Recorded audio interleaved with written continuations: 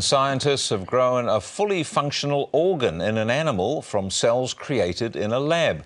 We'll look at that in this week's Science Chat, plus a new study that helps to solve the mystery of why human children grow so slowly compared with our closest animal relatives. Joining us now is AUT's Applied Ecology Institute Director Steve Pointing. Good morning, Steve. Good morning. Thanks for joining us. Now, this is quite a remarkable development. How have they been able to create this organ?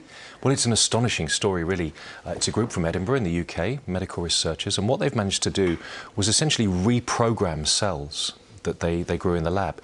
So the way it works is this: they took cells from a mouse embryo called fibroblasts, and these cells have genes, as all cells do, and essentially what the team were able to do was give the genes a different set of instructions and force those cells to turn into, in this case, cells called thymus cells.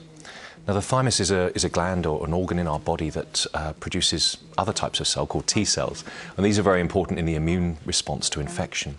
So what this team did was grow these amazing new cells, reprogrammed cells, but what made this study unique is that they then implanted those cells into a mouse that had a degenerate thymus.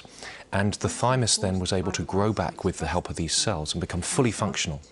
So we effectively have a system now where we're able to regrow organs inside a living body. And so how far off for humans?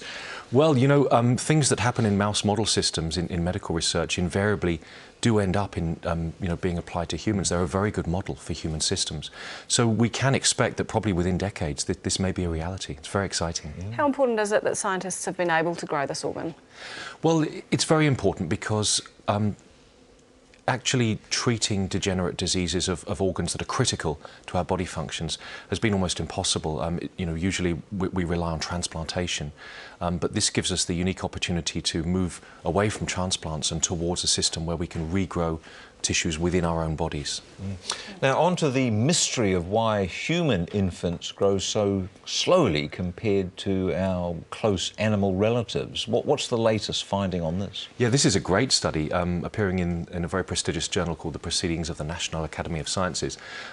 This study essentially tried to solve the paradigm of why human children do grow slowly. They actually grow at about the same rate as reptiles, which probably explains a lot in the case of my kids.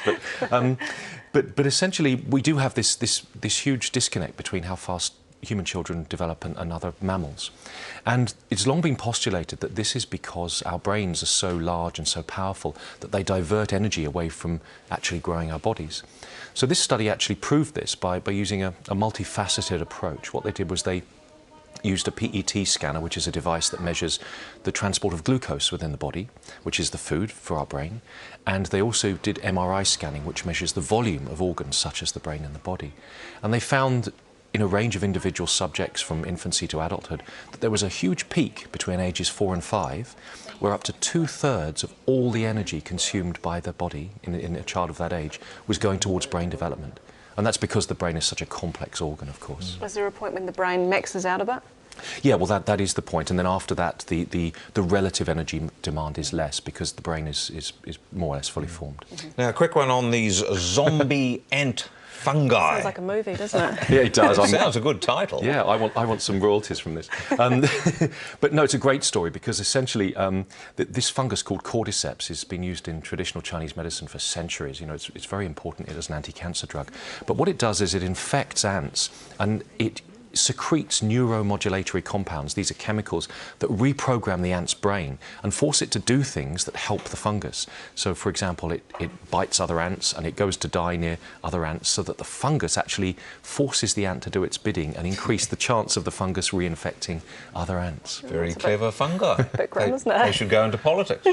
Thanks, Steve. My pleasure. Steve Pointing.